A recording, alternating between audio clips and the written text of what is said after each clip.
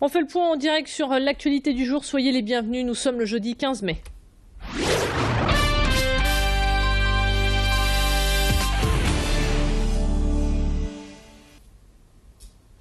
Et il y a du sport à la une de cette édition. Le monde de l'Ovalie débarque à Lille avec le village Rugby Tour pour la deuxième année consécutive. La Grand Place se transforme. Les amoureux du rugby devraient y trouver leur compte. Au programme jusqu'à dimanche, des structures gonflables pour les plus petits, de vrais terrains de rugby pour les plus grands, des initiations et des jeux concours. Sans oublier que le stade Pierre-Mauroy accueille demain soir et samedi la demi-finale du Top 14. Un événement que vous pourrez d'ailleurs suivre en direct sur écran géant depuis la place du théâtre si vous n'avez pas réussi à avoir des billets. Le Nord aussi peut devenir une terre de rugby, c'est ce qu'a voulu dire Martine Aubry tout à l'heure, qui s'est déplacée pour l'inauguration de cet événement. 90% des places ont été achetées par les nordistes, ce qui veut dire qu'il y a vraiment un vrai engouement. Le rugby est aujourd'hui pour nous dans notre plan sport à l'école, c'est-à-dire que les enfants peuvent choisir de faire du rugby. Voilà, donc on souhaite vraiment que la terre du Nord, que l'accent ch'ti arrive sur un accent qui était encore beaucoup trop sud-ouest et sud. Voilà, même si on est très heureux que bien sûr le rugby soit dans sa terre natale qui est le sud-ouest en France. Jeudi noir dans la fonction publique, les fonctionnaires sont descendus dans la rue pour défendre leur salaire. Ils dénoncent le gel du point d'indice jusqu'en 2017. Ce point n'a pas été revalorisé depuis 2010. Cette nouvelle mesure a été annoncée il y a quelques jours par Manuel Valls dans son plan d'économie. C'était compliqué sur les routes ce matin, notamment sur l'A1 en direction de Lille, en cause une opération escargot menée par le personnel pénitentiaire.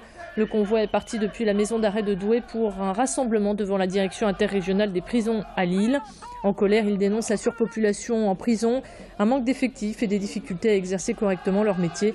Pour preuve, des photos qui circulent actuellement sur les réseaux sociaux montrant un détenu qui installe une piscine gonflable dans sa cellule ou un autre qui n'hésite pas à rouler un joint.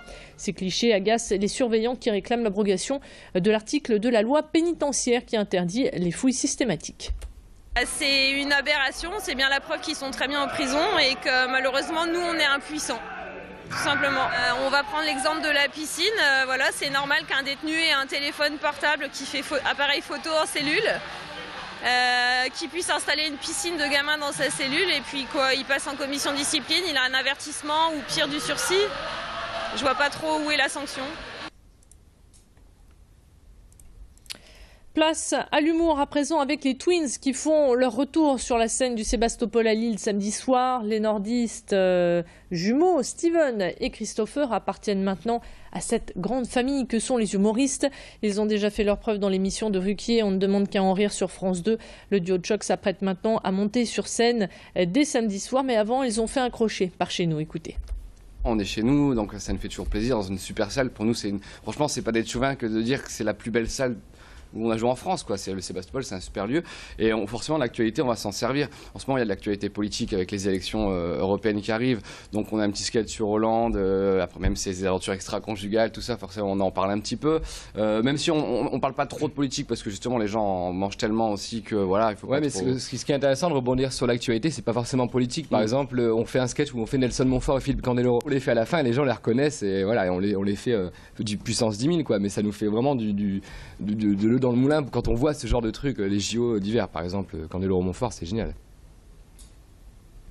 On enchaîne à présent avec le pèlerinage de Sainte-Rita à Vandeville. Chaque année depuis 1928, les croyants y viennent pour prier, se recueillir. Sainte-Rita est née au XIVe siècle et a été béatifiée en 1900. C'est la sainte des causes désespérées. À la paroisse de Vandeville, qui est une église gothique en briques rouges, vous retrouverez des reliques de la sainte, un lieu de pèlerinage important pour les nordistes et les croyants venus d'ailleurs.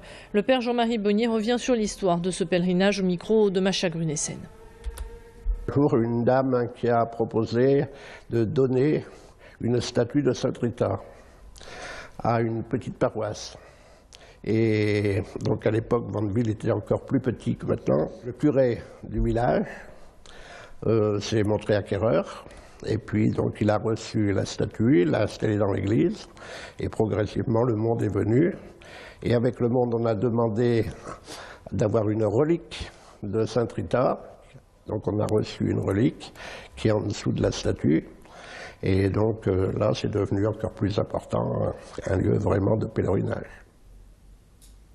Et on termine cette édition avec la nuit des musées, car c'est ce samedi soir partout en France. Avant d'allumer votre lampe torche pour partir à l'aventure des musées, nous vous proposons d'en découvrir un avant l'heure. Il s'agit de la maison natale du général de Gaulle qui se situe à Lille. Vous serez plongé dans l'histoire car l'équipe vous accueillera en costume d'époque pour incarner des personnages que Charles de Gaulle a côtoyés, comme sa grand-mère ou son oncle. Le directeur de la maison natale s'attend à beaucoup d'affluence comme lors des journées du patrimoine. Plus de précisions au micro de Macha Grunessen. Au niveau des costumes, si l'on fait un focus par exemple sur cette robe de femme, on voit donc, l'une des caractéristiques, ce sont ces broderies que l'on retrouve au niveau de chacune des coutures. Ces robes étaient garnies, donc on avait un quasi corset au niveau du haut de ce costume, et donc ce qui nécessitait effectivement la présence d'une femme de chambre ou d'une habilleuse qui vous permettait en fait de vous vêtir, parce que surtout pour les femmes, c'était quand même quelque chose d'assez complexe, ça prenait un certain temps. C'est la fin de ce flash, restez avec nous à suivre votre météo.